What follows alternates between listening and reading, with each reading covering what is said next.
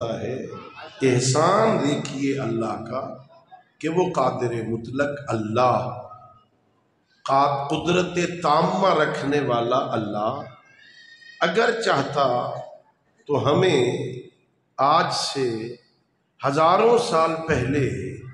کسی چھوٹے نبی کا امتی بنا دیتا تو کر سکتا تھا، اسے تو پوچھنے کی ضرورت نہیں۔ وہ بستیوں کے نبی، وہ فیملی اور ایک خاندان کے نبی، وہ چھوٹے چھوٹے محلوں کے نبی، اگر اللہ چاہتا تو ایسا کر سکتا تھا۔ ہمیں مدین میں پیدا کر دیتا، حضرت شعیب کی امت سے بنا دیتا، حضرت صالح کی امت سے بنا دیتا، حضرت ہود و یونس کی امت سے خلق کر دیتا، بنی اسرائیل کے نبیوں میں سے کسی نبی کا امتی بنا دیتا، کر سکتا تھا نا، اسے تو پوچھنے کی بھی ضرورت نہیں نا۔ احسان اس کا یہ ہے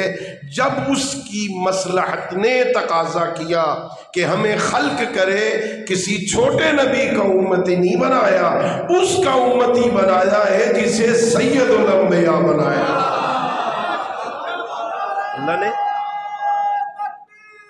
اللہ اکبر، یا رسول اللہ، یا میرے ذہن میں روایت آ گئی، علامہ مجلسی رحمت اللہ علیہ بہار الانوار میں نقل کرتے ہیں، یہ کتنا بڑا احسان ہے، غور کرنا۔ اللہ نے حضرت موسیٰ علیہ السلام کو توریت عطا فرمائی، اللہ نے توریت لکھ کے دی موسیٰ کو، تختیوں پہ لکھی ہوئی تھی، کوہ طور پہ گئے تھے، اللہ نے وہ تختیاں دے دی تھی، ان پہ ساری کتاب لکھی ہوئی تھی۔ میں کیسے بتاؤں، موسیٰ اولی العزم پیغمبر ہے، اسے کتاب ملتی ہے لکھی ہوئی، میرے نبی کے قلب اطہر پہ نازل ہوتی ہے۔ اللہ نے حضرت موسیٰ کوہ طور پہ گئے، اللہ نے تختیاں عطا فرمائے، واپس تشریف لے آئے، گھر میں بیٹھ کے ان تختیوں کو پڑھا، کچھ دن بعد پھر کوہ طور پہ گئے، بارگاہ رب العزت میں عرض کیا، پروردگار انی اجد فی الالواح امتن، وہ جو تختیاں تو نے مجھے دی تھی نا، میں نے ان تختیوں میں ایک امت کے حالات زندگی پڑھے، امت بڑی عظیم ہے، پیدا سب سے آخر میں ہوگی، جنت میں سب سے پہلے جائے گی۔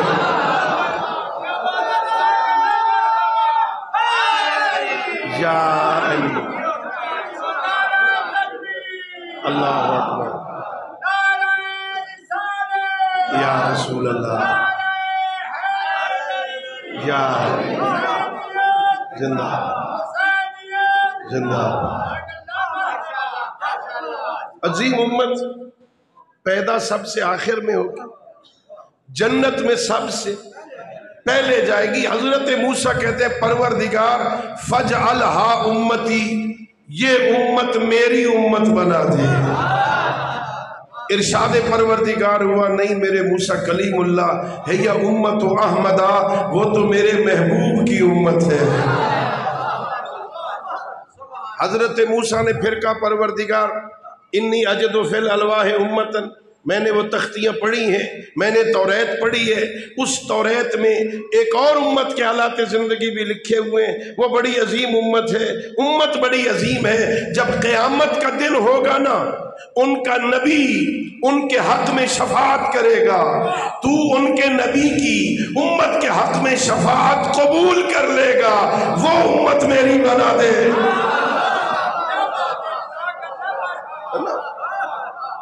اللہ اکبر، ارشاد ہوا نہیں میرے موسیٰ کلیم اللہ یا امت احمدہ، یہ تو میرے مصطفیٰ کی امت ہے۔ حضرت موسیٰ کہنے لگے پروردگار انی اجد فی الالواح امتن، میں نے ایک اور امت کے حالات زندگی پڑھے، بڑی عظیم امت ہے، بڑی عظیم امت ہے، نیکی کی نیت کرے گی نا تو نیکی لکھی جائے گی۔ صرف رات کو نیت کی کہ صبح نماز پڑھوں گا، مثلاً حکم ہوتا ہے لکھ لو،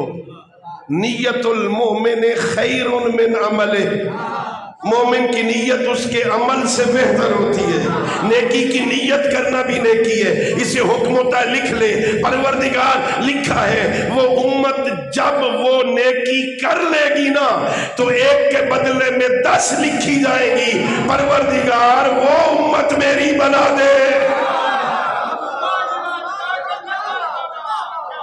ارشاد ہوا نہیں میرے موسیٰ کلیم اللہ ہے یا امت احمدہ، وہ تو میرے مصطفیٰ کی امت ہے، وہ تو میرے محبوب کی امت ہے، وہ تو میرے احمد کی امت ہے۔ حضرت موسیٰ نے کہا پروردگار انی اجد فی الالواح امتاً، میں نے ایک اور امت کے حالات زندگی پڑھے ہیں، وہ بھی بڑی عظیم امت ہے، گناہ کی نیت کرے گی نا تو نہیں لکھا جائے گا،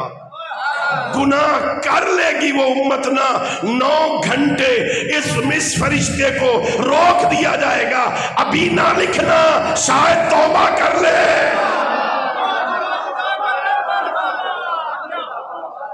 9 گھنٹے کے بعد اگر یہ توبہ نہیں کرے گا تو حکم ہوگا لکھ لو، ایک کے بدلے میں 1 لکھنا۔ اب اس کے بعد روایت نہیں ہے، میرا تجزیہ یہ ہے، حکموں کا لکھ لو کچی پینسل کے ساتھ کہ زندگی کے کسی موڑ پہ اگر توبہ کر لینا ربڑ میٹ سے مٹا دینا، گناہ کا اثر بھی باقی نہ رہے، پروردگار یہ امت میری بنا دے۔ ارشاد ہوا نہیں مستحی میں نہیں میرے موسیٰ کلیم اللہ یا امت احمدہ، یہ میرے محبوب کی امت ہے۔ علامہ مجلسی لکھتے ہیں حضرت موسیٰ نے ہتھیار پھینک کے کہا پروردگار اگر سب سے آخر میں پیدا ہو کے جنت میں جانے والی وہ تیرے مصطفیٰ کی امت ہے، اگر نبی کی شفاعت جس امت کے حق میں قبول ہونی ہے وہ تیرے مصطفیٰ کی امت ہے، نیکی کی نیت کرے لکھی جائے، نیکی کر لے تو 10 لکھی جائے، وہ تیرے محبوب کی امت ہے، گناہ کی نیت کرے نہ لکھا جائے، گناہ کر لے 9 گھنٹے مہلت ملے، 9 گھنٹے کے بعد بھی 1 کے بدلے میں 1 لکھی جائے، وہ تیرے مصطفیٰ کی امت ہے۔ تو میرے اللہ اس موسیٰ پہ رحم کر، فجعلنی من امت احمدہ، مجھ موسیٰ